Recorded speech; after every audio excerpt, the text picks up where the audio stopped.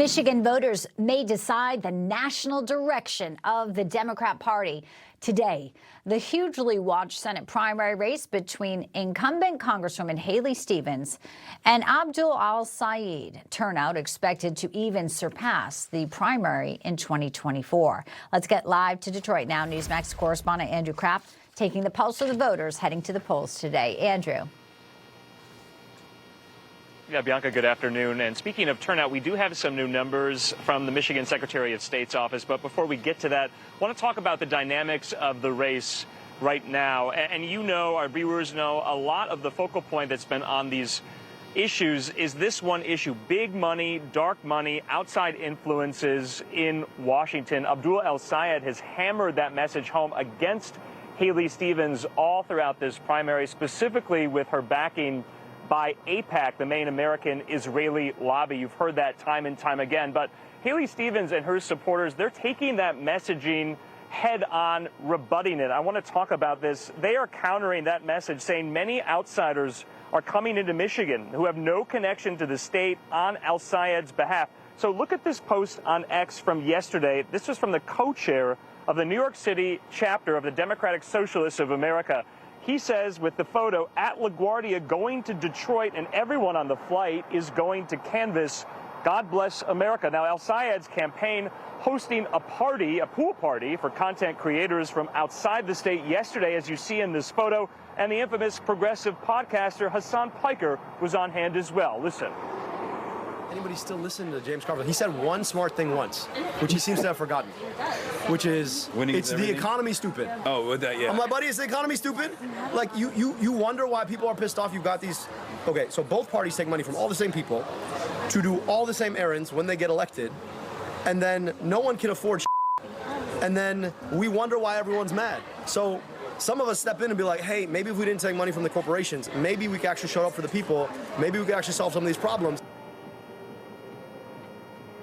Now, on the other hand, Haley Stevens, she is bringing out her friends from the Michigan congressional delegation, like Congresswoman Hillary Scholten, who represents the west side of Michigan. Scholten telling the Washington Post about al-Sayed's perceived sexism on the campaign trail, saying in this article that Abdul needs to answer for his own words. But one voter I spoke with here today in downtown Detroit, he said he's not really that impressed with the Democratic slate of candidates. Listen. Are you impressed with the Democratic slate of candidates or no? Not their games. I am not impressed with the games that they've been playing, like at the conventions or some of the other things that they're doing. They're going out. And honestly, all the conventions are the same. I was UAW rep for many years, and they played so many games. The politics is not what we're looking for. We're looking for servitude. Okay, so that was a Haley Stevens voter there. But like I said, we are getting some new numbers in from the Michigan Secretary of State's office. So they say as of 10 a.m. today, 1.3 million Michiganders have voted. They say about 300,000 more votes cast than 2024's primary. But as you can see, between Stevens and al-Sayed, things really getting nasty on this last day. Reporting live here in Detroit, Andrew Kraft, Newsmax. Andrew, thank you. We'll watch that, and good to hear from the voters, of course. Now let's hear from people who know this race very well and what's at stake. Former Republican Michigan gubernatorial candidate Tudor Dixon with us today. She's also the host of the Tudor Dixon podcast. And Democrat strategist, former Obama campaign director Robin Biro.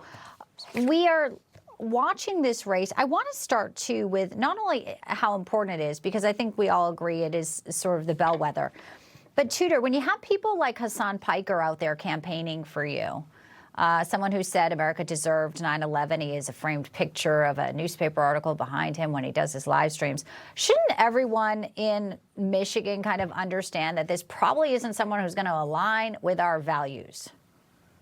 Well, I've been actually shocked by the number of people who have Abdul signs in their yard in the conservative areas of the state. So I don't think that message is getting out. And I'll say I kind of blame Haley Stevens for this. Haley Stevens chose to run ads saying that he's sexist and he doesn't treat women well, when she wasn't focused on actual statements that he's made, things that he's done, organizations that he's worked for and raised money for. There are serious concerns about Abdul al-Sayed, and Haley Stevens' team just didn't take those seriously, or maybe they felt like if they were to call out the realities of Abdul, that was dangerous.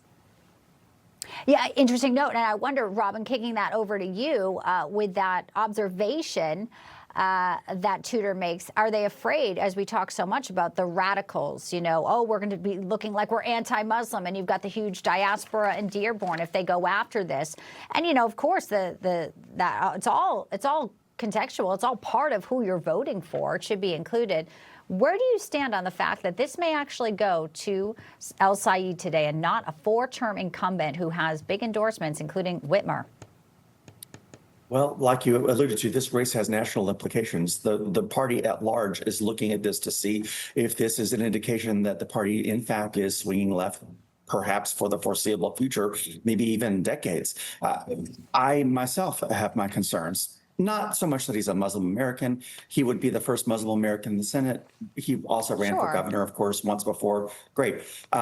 It's the fact that it's so far to the left. If I'm more of a centrist myself, as you well know, I'd like to see things that just make common sense. And look, I want to make one thing clear. I don't have a problem with anybody bringing help from out of state. That's how I won the Obama campaign, was by bringing canvassers from South Carolina to North Carolina, because we knew it wasn't going to work in South Carolina, but North Carolina we had a chance, and that's how we won. So do you feel comfortable with Hassan Piker? No, bringing in help from Hassan Piker? Okay. All right. Well, there you go. You got to draw a line somewhere. So, okay. Yeah, I do draw the line there. Thank you for the clarification.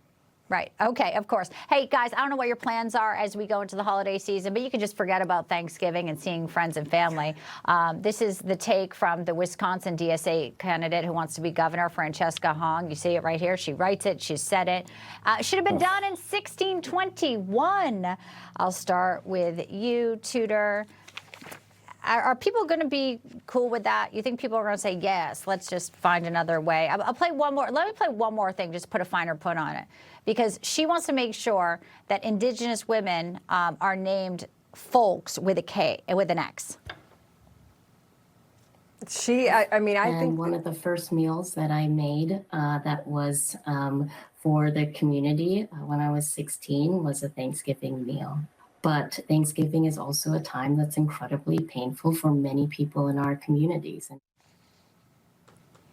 Yeah, so she's not hiding it, Tudor. No, she's not hiding it. I mean, this is what she truly lives this. I mean, she's not faking. This is what she believes. I mean, she believes it to the extent that she even has apologized for her son being mixed race. I mean, this is how in depth this is and deep-seated in her personality this is. Is this something that is appropriate for public office? No, I think this is someone who struggles mentally and probably can't handle the pressures of public office, but also can't handle the pressures of being a servant for all people, and she's made that clear. All right, just like Latinx, they want to include everybody. All right, and we also talk a lot about, Robin, how the Democrat Party is in debt.